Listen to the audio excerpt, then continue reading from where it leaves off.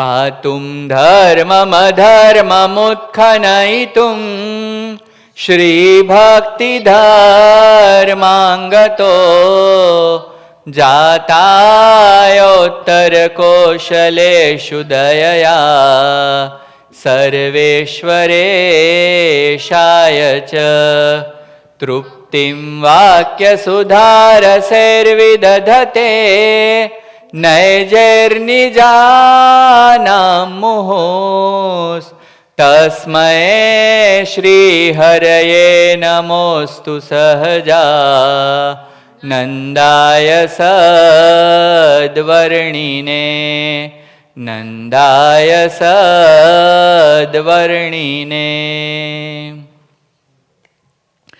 વાલા ભક્તો, આજે જુલાઈ 19, 2025 સેટરડે છે. આપણે છેલ્લા ઘણા મહિનાઓથી ભગવાન સ્વામિનારાયણ આ પૃથ્વી ઉપર પ્રગટ થયા, એમને માતા પિતાએ ઘનશ્યામ નામ આપ્યું, એમના ચરિત્રો સાંભળી રહ્યા છીએ અને ભગવાન અક્ષરાધિપતિ છે એનો દિવસે દિવસે નિશ્ચય કરતા જઈએ છીએ. બરાબર? તો મહારાજ છપૈયામાં પોતાના માતા પિતા, પોતાના ભાઈ ભાભી અને સગાવાળાઓને રોજ રોજ નવીન નવીન ચરિત્ર બતાવીને એ લોકોને પોતામાં હેત વધારો કરાવડાવી રહ્યા છે મહારાજ. તો આપણે બધા ભેગા થઈને શનિવારે એ જ કામ કરીએ છીએ કે આપણને ભગવાનની મૂર્તિમાં, ભગવાનના સ્વરૂપમાં, ભગવાનના ચરિત્રોમાં કેમ હેત થાય એવો આપણે પણ બધા ભેગા થઈને પ્રયત્ન કરીએ છીએ. એકવાર એવું બન્યું કે વશરામ મામાના ખેતરમાં તો બધા ચીભડા મીઠા કર્યા, પણ એક દિવસ ઘનશ્યામના એક મિત્ર હતા, બરાબર, એનું નામ હતું મંછારામ. તો મંછારામના મધર એને કહેવા લાગ્યા કે આમ ઘનશ્યામ મહારાજ આપણા ખેતરમાં આવે છે અને ચીભડા અને ડોડા બહુ બગાડે છે, તો તમે ઘનશ્યામને કહી દેજો કે કાલથી આપણા ખેતરમાં આવે નહીં. હવે ઘનશ્યામ મહારાજ તો કોણ હતા? ભગવાન સ્વયં હતા. તો જેવો મંછારામના મધરે આવો સંકલ્પ કર્યો અને મંછારામને કીધું તો મહારાજ અંતર્યામી પણ એ બધું સમજી ગયા. તો મહારાજને એમ થયું કે આ તો આવું તો ના કરાય ને, કે અનંત કોટી બ્રહ્માંડને બધું ખાવાનું હું પૂરું પાડું છું અને હું તમારા 2 ચીભડા ખાઉં એમાં તમારું ખેતર બગડી જાય છે. બરાબર? તો મહારાજે સંકલ્પ કર્યો અને મહારાજની ઈચ્છાથી મંછારામના ખેતરમાં જેટલા ચીભડા હતા ને એ બધા કેવા થઈ ગયા? બધી વેલ આખી બળી ગઈ. ચીભડાની જેટલી વેલો હતી એ બધી બળી ગઈ. અને ચીભડા થાય તો કડવા નીકળે ને બરાબર? મહારાજે શું કર્યું? બધી વેલો બાળી નાખી. પછી મંછારામ એક દિવસ ગામમાં બધા વ્યક્તિઓ સાથે બેઠા હશે અને ગામ લોકો મંછારામને પૂછવા લાગ્યા કે મંછારામ, તમારા ખેતરમાં શું તીડ પડ્યા હતા કે કંઈ રોગ આવી ગયો કે શું થયું? તો બધી તમારી ચીભડાની વેલો બળી ગઈ. તો મંછારામ કે ભાઈ હું તો બધું જોઉં છું, સાચવું છું, રોજ પાણી પાઉં છું, એટલો કંઈ તડકોય નથી પડતો, કાંઈ સમજાતું નથી. હવે ભગવાન જ જાણે કે કેમ ચીભડાની વેલો બળી ગઈ. આવું જ્યારે મંછારામ બોલ્યા ત્યારે એ જ જગ્યાએ ઘનશ્યામ મહારાજ પણ હતા. તો ઘનશ્યામ મહારાજે સૂર પુરાયો, હા મંછારામ, તમારી વાત 100% સાચી. તમારી વેલો કેમ બળી ગઈ એ તો ભગવાન જ જાણે. તો એવા સમયમાં ત્યાં વશરામ તિવારી પણ ત્યાં બેઠા હતા. એણે ઘનશ્યામ મહારાજને કીધું, આ મર્મ વચન સાંભળ્યા ને ઘનશ્યામ મહારાજના, એટલે ઘનશ્યામ મહારાજને કહેવા લાગ્યા કે ઘનશ્યામ, અમને ખબર છે કે એની વેલો બળી ગઈ એનું કારણ તમે જ છો. એટલે હું તમને બહુ હાથ જોડીને પ્રેમપૂર્વક પ્રાર્થના કરું છું કે મારું ખેતર તમારી માટે 24 કલાક ખુલ્લું, તમારી માટે, તમારા મિત્રો માટે તમારે મારા ખેતરમાં આવું ચીભડા, ડોડા, મકાઈના ડોડા વગેરે તમારે જે ખાવું હોય ને એ બધાની છૂટ. હું ક્યારેય તમને કોઈ જ પ્રકારનો અવરોધ કરીશ નહીં, તમને કોઈ પ્રકારે ક્યારેય વઢીશ નહીં. આવું કોને કીધું? ઘનશ્યામ મહારાજના મામાએ ઘનશ્યામ મહારાજને કીધું. કેમ કે એને ખબર હતી થોડાક દિવસો જ પહેલાં એના ચીભડા કેવા કર્યા હતા? મીઠા કર્યા હતા, કડવામાંથી. તમને કોઈને યાદ છે કે ઘનશ્યામ મહારાજે એમના ચીભડા કેમ મીઠા કર્યા? ચાલો, એક હાથ ઉઠ્યો. બીજા કોઈને યાદ આવે છે? ચાલો, બીજો હાથ. બહુ સરસ. અરે વાહ શિવેન, તારે તો ઓલવેઝ હાથ ઊંચો જ હોય. ચાલો બીજા કોઈને યાદ આવે છે? ચાલો વંશ. હા, મામાએ જ્યારે પોતાના ખેતરમાં મકાઈના ડોડા વાયા અને ચીભડાની વેલો વાઈ, એની પહેલાં વાવતા પહેલાં એને મગજમાં એવો સંકલ્પ થયો હતો કે હું મારા ખેતરમાં સરસ ચીભડા વાઈશ, સરસ મકાઈના ડોડા વાઈશ અને પછી ઘનશ્યામને જમાડીશ, મારા બેનને જમાડીશ, ધર્મદેવને જમાડીશ. આવો સારો ભાવ હતો, સારા હેતુથી કાર્ય કર્યું હતું. તો ભલે કોઈક કારણોસર ચીભડા કડવા નીકળ્યા, પણ ભગવાને એને મીઠા કરી દીધા. બરાબર? તો એવી રીતે વશરામ મામાના ચીભડા મીઠા કર્યા હતા. પછી થયું એવું કે મહારાજ તો વારંવાર વશરામ મામાના ખેતરમાં જતા, ચીભડા ખાતા, મિત્રોને ખવડાવતા, ઢગલો ઘરે લઈ આવતા, ભક્તિ માતાને, ધર્મદેવને, રામ પ્રતાપભાઈ, સુવાસીની ભાભીને બધાને પેટ ભરીને જમાડતા. ક્યારેક ક્યારેક શાક પણ કરતા. આપણે કરીએ છીએ અહીંયા ચીભડાનું શાક? નથી કરતા? કશો વાંધો નહીં, ઇન્ડિયામાં બહુ કરે બધા ચીભડાનું શાક. હા, તો ક્યારેક અહીંયા મળે તમને ચીભડા તો કરજો, આ બધા છોકરાઓને ખબર પડે કે ચીભડાનું શાક કેવું હોય. બરાબર ને? તો એવી રીતે ઘનશ્યામ મહારાજ બધાને જમાડતા. તો ચમત્કાર એવો થયો કે આખા ગામમાં બધા ચીભડા વાવતા હતા, પણ વશરામ મામાનું ખેતર બહુ નાનું હતું. પણ છેલ્લે જ્યારે વશરામ મામાએ ચીભડા વાયા ત્યારે યુઝ્યુઅલી જેટલો પાક આવવો જોઈએ એનાથી અનેક ઘણો પાક આવ્યો. અને અનેક ઘણો પાક આવ્યો તો આખા ગામને ખબર પડી ગઈ કે વશરામ મામાએ ઘનશ્યામ મહારાજને એના મિત્રોને જમવાની છૂટ આપી હતી, એટલે ભગવાનની કૃપાથી અનેક ઘણો પાક આવ્યો. અને આખા ગામને એવો નિશ્ચય થયો કે આ જે ઘનશ્યામ મહારાજ છે એ આપણા બાળકો જેવા કોઈ સામાન્ય બાળક નથી, સાક્ષાત ભગવાન છે. અને દિવસે દિવસે આમ ને આમ ભગવાન લીલાઓ કરતા જતા અને ગ્રામજનોને પોતામાં હેત વધારતા જતા. એકવાર એવું બન્યું કે ઘનશ્યામ મહારાજના ભાભીનું નામ કોને ખબર છે? ચાલો. હા, સુવાસીની ભાભી. ઘનશ્યામ મહારાજના ભાભીનું નામ સુવાસીની ભાભી અને સુવાસીની ભાભીના હસબન્ડનું નામ રામ પ્રતાપભાઈ. તો એકવાર એવું બન્યું કે ઘનશ્યામ મહારાજના ઘરે એક ગાય હતી, નિમિતભાઈ. ગાયનું નામ ગોમતી. હવે એટલી ગુણિયલ ગાય હતી, એટલી ગુણિયલ ગાય હતી કે ના પૂછો વાત. ગાય હોવા છતાં પોતાના વાછડાને ઓછું દૂધ પીવડાવે, પણ ઘનશ્યામ મહારાજને અડધી રાત્રે જરૂર પડે ને તો જેટલું જોઈએ એટલું દૂધ આપે. નોર્મલ દિવસોમાં જ્યારે પણ સુવાસીની ભાભી અથવા ભક્તિ માતા ગોમતી ગાયને દોવા જાય, વિનોદભાઈ, તો દર ટકે એટલે એવરી ટાઈમ જ્યારે દોવા જાય ત્યારે 4 શેર દૂધ આપે. કેટલું? 4 શેર. 1 શેર એટલે કેટલું થાય? 500 ગ્રામ. કેટલું? 500 ગ્રામ. ગુજરાતમાં શેર 500 ગ્રામ થાય અને ઉત્તર પ્રદેશમાં 1.25 લીટર થાય. કેટલું? 1.25 લીટર. તો 500 ગ્રામ હોય કે 1.25 લીટર આપણને નથી ખબર, પણ દર ટકે કેટલું દૂધ આપે? 4 શેર. સવારે 4 શેર આપે, સાંજે 4 શેર આપે. અને એ ગોમતી ગાયને ઘનશ્યામ મહારાજમાં હેત બહુ હતું. શું હતું? હેત. બહુ પ્રેમ ઘનશ્યામ મહારાજમાં. ઘનશ્યામ મહારાજને જોવે ને તો આમ ગાંડી ગાંડી થઈ જાય, કૂદકા મારવા માંડે ને એટલું બધું હેત. તો સુવાસીની ભાભીને એમ થયું કે આ ભક્તિ માતાને ઘનશ્યામ મહારાજમાં હેત છે, મને હેત છે, આ ગોમતીને હેત છે, તો આ ગોમતીને કેટલું હેત છે એ મારે એક દિવસ તપાસવું છે. આવો એને મનમાં સંકલ્પ હતો સુવાસીની ભાભીને.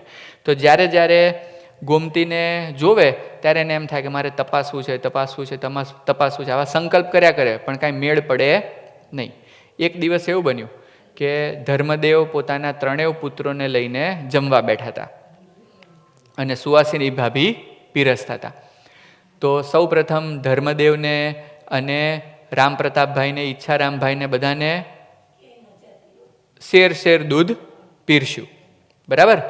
અને પછી જ્યારે ઘનશ્યામ મહારાજને અને નંદરામજીને દૂધ પીરસવાનું થયું ત્યારે થોડુંક ઓછું પીરસ્યું. રોજ જેટલું આપે એના કરતાં અડધું પીરસ્યું. બરાબર?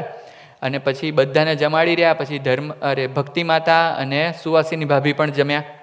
જમીન ઊભા થયા અને પછી સાંજ માટે જ્યારે દૂધ દોવા ગયા ત્યારે ગોમતી રોજ કેટલું દૂધ આપતી? 4 શેર. આ વખતે દોવા ગયા ત્યારે કેટલું આપ્યું હશે? 2 શેર. 50% કાપી નાખ્યું. કેમ? કેમ કે સુવાસીની ભાભીએ ઘનશ્યામ મહારાજમાં 50% કાપી નાખ્યું હતું. બરાબર? તો આશ્ચર્ય થયું સુવાસીની ભાભીને. અને દોડતા દોડતા ભક્તિ માતા પાસે ગયા. ભક્તિ માતાને જઈને કહેવા લાગ્યા કે માતા માતા આજે તો ગજબ થઈ ગયો. તો ભક્તિ માતા કે શું થયું? તો કે આજે જ્યારે હું ગોમતીને દોવા ગઈ ત્યારે રોજ 4 શેર દૂધ આપે છે, પણ આજે તો 2 શેર જ આપ્યું. તો ભક્તિ માતા કે તમે આજે સવારે જ્યારે બધાને દૂધ પીરસતા હતા ત્યારે બધાને રોજ પીરસો છો એમ જ પીરસ્યું તું કે કંઈક આઘું પાછું કર્યું તું? તો સુવાસિની ભાભીએ તો જે હતું એ કહી દીધું કે માતા મેં આજે ઘનશ્યામ મહારાજને અને નંદરામજીને ઓછું આપ્યું હતું, રોજ આપું એના કરતાં અડધું આપ્યું હતું. ભાભીને તો માતાજીએ કીધું કે ભાઈ તમે રોજ જેટલું પીરસો છો એટલું જ પીરસો, કોઈ ભેદભાવ કરશો નહીં. તો ભાભી બીજે દિવસે મીન્સ એ જ દિવસે સાંજે જ્યારે ફરીથી પીરસવાનું થયું ત્યારે એ વાત બહુ ગંભીરતાથી લીધી નહીં, અને સવારે જેમ બધાને પીરસ્યું હતું એમ જ સાંજે પણ પીરસ્યું. ધર્મદેવને, રામપ્રતાપભાઈને, ઈચ્છારામભાઈને શેર પીરસ્યું, અને નંદરામજીને અને ઘનશ્યામ મહારાજને અડધો શેર પીરસ્યું. અને ફરીથી સવારે દોવા ગયા ત્યારે ગોમતીએ આગલે દિવસે સાંજે 2 લીટર 2 શેર આપ્યું હતું ને, સવારે કેટલું કરી દીધું હશે? 1 શેર કરી દીધું. બરાબર.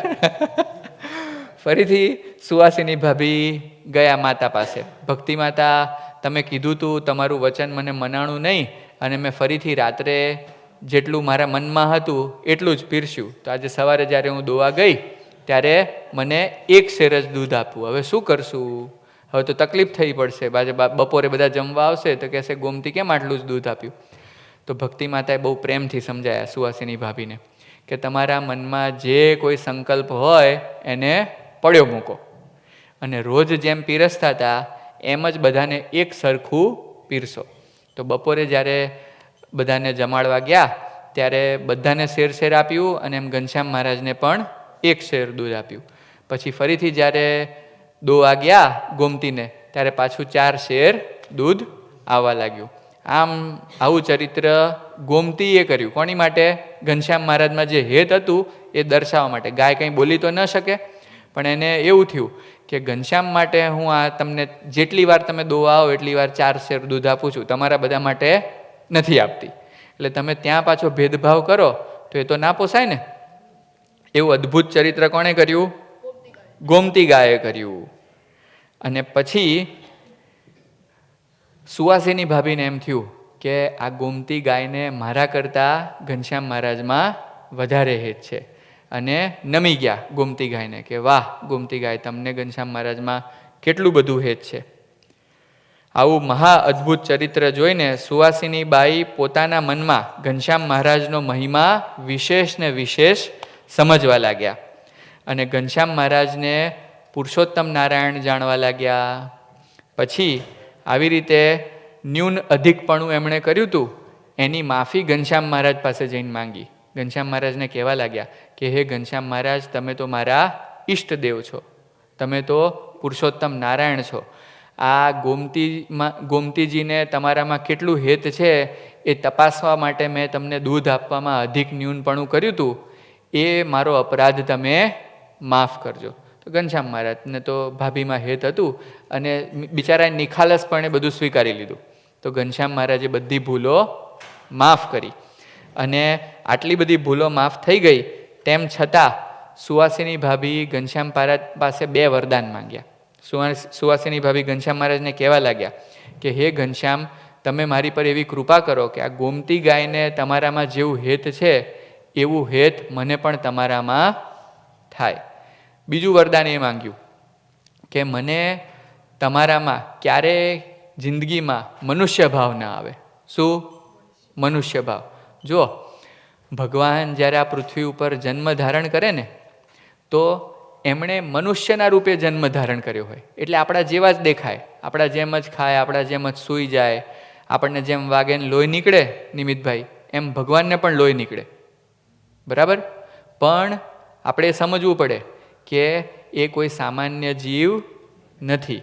તો ઘણીવાર કેવું થાય કે જ્યારે ભગવાનની સાથે એમના મા બાપ અથવા કુટુંબીજનો અથવા આજુબાજુવાળા રહેતા હોય એ પોતાના જેવા ભગવાનને સમજી લે. એ પોતાના જેવા આપણે ભગવાનને સમજી લઈએ એને શું કહેવાય? મનુષ્ય ભાવ કહેવાય. બરાબર? તો જ્યારે આપણને અથવા ભગવાનના ભક્તોને ભગવાનમાં મનુષ્ય ભાવ આવી જાય ને ત્યારે દિવ્યતા બધી જતી રહે, દિવ્યતા જતી રહે એટલે મહિમા જતો રહે, મહિમા જતો રહે એટલે આપણને ભગવાનમાંથી જે સુખ આવવાનું હોય એ બધું ટળી જાય. એટલે સુવાસિની ભાભીએ નિર્માનીપણે ઘનશ્યામ મહારાજ પાસે શું માંગ્યું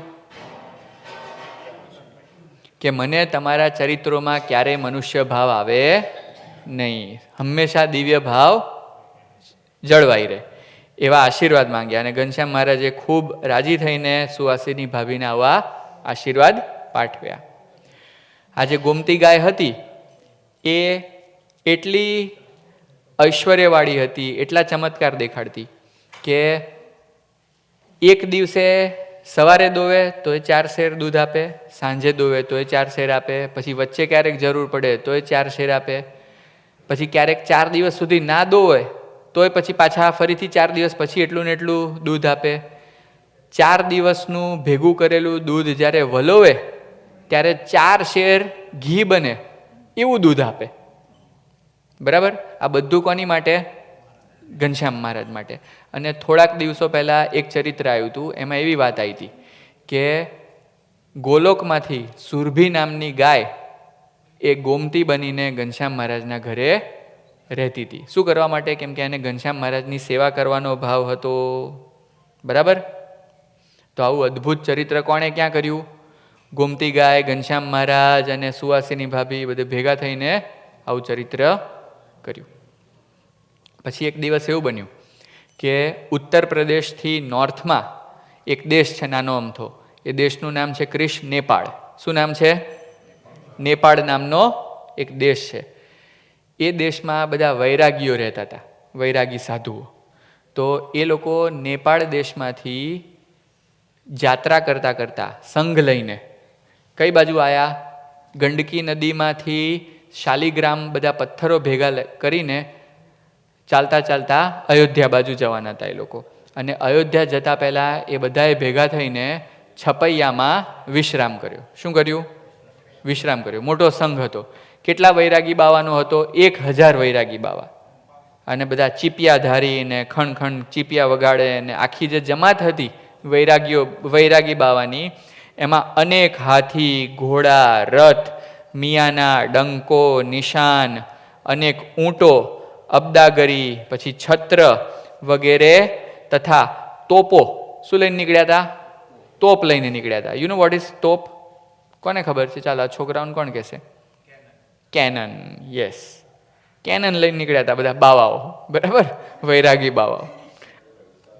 હજુ તો સાંભળજો, તોપો હતી, જંજાળ્યો હતી, પછી તીર હતા, સોરી ભાલા હતા, પછી ધોકા, તલવારો, છરા, કટાર, ગુપ્તીઓ, સાંગ્યો, લુવાંગ્યો, લાકડીઓ અને ચીપિયા લઈને આ બધા બાવાઓ નીકળ્યા હતા.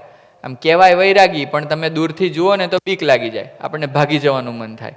આવા બધા બાવાઓ છપૈયા ગામમાં જે ખાપા તલાવડી હતી, જ્યાં ઘનશ્યામ મહારાજને પગમાં ખાંપો વાગી ગયો હતો, ત્યાં બધાએ ધામા નાખ્યા. શું કર્યું?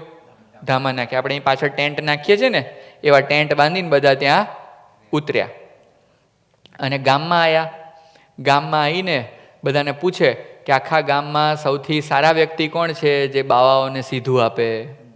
તો બધા કોનું નામ દે? ધર્મદેવનું નામ દીધું. ત્યાં આખું ટોળું ક્યાં આવ્યું? ધર્મદેવના ઘરે આવ્યું. ધર્મદેવના ઘરે આવીને બધા ચીપિયા પછાડવા માંડ્યા અને દંડા પછાડવા માંડ્યા આંગણામાં, અને જોશથી બૂમો પાડવા માંડ્યા કે ધર્મદેવ કોનું નામ છે? ધર્મદેવ કોનું નામ છે? ધર્મદેવ અંદર કંઈક ગ્રંથોનું પઠન કરતા હશે. તો બહાર આવ્યા અને બહાર આવીને બધાને ભાવથી પ્રણામ કર્યા, કેમ કે હતા તો બધા સાધુ, ભલે જેવા હોય એવા. તો સાધુને પ્રણામ કર્યા ભાવથી, ને પૂછ્યું કે વૈરાગી બાવાઓ, હું તમારી શું સેવા કરી શકું? તો કે ધર્મદેવ કોનું નામ છે? તો કે મારું જ નામ ધર્મદેવ છે. તો કે અમે 1000 વૈરાગીઓ અહીંયા આવ્યા છીએ અને ખાંપા તલાવડીની બાજુમાં જે ગ્રાઉન્ડ છે ત્યાં અમે બધા તંબુ તાણીને બેઠા છીએ. તો તમે અમને 1000 લોકો જમી શકે એવા સીધા આપો. તો ધર્મદેવ કહેવા લાગ્યા કે બાવાઓ, અમે તો બહુ નાનું ગામ છે અને અમારું ઘરે બહુ નાનું છે. 1000 માણસો સામટા જમી શકે એટલું સીધું અમારા ઘરે હોય નહીં. તો આ બધા વૈરાગીઓ કહેવા લાગ્યા કે અમે તો આખા ગામમાં એક તમને ઓળખીએ છીએ અને આખું ગામ એમ કહે છે કે તમે જ એક ધર્મનિષ્ઠ છો, તો તમારી પાસે અમે ના માંગીએ તો અમે જઈએ ક્યાં? એટલે અમને 1000 માણસો જમી શકે એટલું સીધું તમારે જ પૂરું પાડવું પડશે. આમ કરીને બધા ચીપિયા ખખડાવવા માંડ્યા અને ત્યાં ધૂણવા લાગ્યા. બિચારા ઘનશ્યામ ધર્મદેવ મૂંઝાઈ ગયા કે હવે અમારે આ બધાને મારે સીધું ક્યાંથી આપવું. આવું ટેન્શન કરીને ધર્મદેવ એક ખૂણામાં બેઠા. ત્યારે આ સમયે ઘનશ્યામ મહારાજ, એમના બધા મિત્રોનું નામ શું હતું? એકનું વેણી, એકનું માધવ, એકનું પ્રાગ અને એકનું સુખનંદન. તો આ બધા ચારેય મિત્રોને લઈને રામપ્રતાપભાઈ, ઈચ્છારામભાઈને અને બીજા આજુબાજુવાળા ગામજનોને લઈને ઘનશ્યામ મહારાજ ખાપા તલાવડીએ આ બધા વૈરાગીઓની જમાત જોવા ગયા હતા. જમાત એટલે સંઘ. શું? જમાત એટલે ગ્રુપ. એનું આખું જે ગ્રુપ હોય ને, પ્રોસેશન જે નીકળ્યું હોય એને શું કહેવાય? જમાત કહેવાય. તો એ જમાત જોવા કોણ ગયું હતું? ઘનશ્યામ મહારાજ એમના મિત્રો સાથે ગયા હતા. તો ધર્મદેવને ઘરે જે મૂંઝવણ થઈ એ ઘનશ્યામ મહારાજ ત્યાં ખાપા તલાવડીએ સમજી ગયા. કેમ એ સમજી ગયા? કેમ કે અંતર્યામી છે. ભગવાન કેવા હોય? અંતર્યામી. આમ દેખાય આપણને મનુષ્ય જેવા, પણ બધા જ જીવના હૃદયમાં ક્યારે શું ચાલતું હોય બધા જ સંકલ્પ એ જાણી જાય. તો ઘનશ્યામ મહારાજ સંકલ્પ જાણી ગયા અને ભાઈને અને બધા મિત્રોને કીધું ચાલો ચાલો આપણે ફટાફટ ઘરે જવું છે. દોડતા દોડતા ઘરે આવ્યા અને ધર્મદેવને કહેવા લાગ્યા કે પિતા, તમે શું કરવા મૂંઝાઓ છો? આ બધા જ વૈરાગીઓને આપણે જમાડી શકીશું. આપણા ઘરમાં અઢળક સીધું પડ્યું છે. આવું જ્યારે ઘનશ્યામ મહારાજ બોલ્યા ત્યારે ધર્મદેવ તો જાણતા હતા કે આ કંઈ સામાન્ય વ્યક્તિ નથી. તો એને થોડીક હિંમત આવી ગઈ અને સુવાસિની ભાભીને કહેવા લાગ્યા કે ઓ સુવાસિની, ઘરમાં જેટલું ઘી, લોટ, દાળ, ભાત, અનાજ, પછી ગોળ, બધા મસાલા હોય બધું તમે બધું બહાર લાવો. તો સુવાસિની ભાભીને ભક્તિ માતા એક એક એક એક એક કરીને બધું બહાર લાવ્યા અને આંગણામાં બધો ઢગલો કરી દીધો. પછી ધર્મદેવે બહુ નમ્રતાપૂર્વક બધા વૈરાગીઓને કીધું કે ઓ વૈરાગી, આમાંથી તમારે જેટલું લેવું હોય એ બધું તમે લઈ જાઓ. તો બધા જ વૈરાગીઓએ ભેગા થઈને એ લોકોની જેટલી ઈચ્છા હતી એ બધું જ સીધું ત્યાંથી ઉઠાયું. જેમ જેમ ઉઠાવતા જાય એમાં આટલું ઓછું ના થાય નિમિતભાઈ. શું? જેટલું ઉઠાવે તો જેટલા પાત્રો લાયા હતા એ બધા એમના એમ રહે, જરાય ઓછું ના થાય. અને એ લોકોને જેટલું જોઈતું હતું એ બધું કોથળે કોથળા ભરીને લઈ ગયા. પણ જે પાત્ર સુવાસિની ભાભી અને ભક્તિ માતાએ આંગણામાં મૂક્યા હતા એ બધા એમને એમ રહ્યા. બોલો કેવું ગજબ ચરિત્ર કર્યું ઘનશ્યામ મહારાજે.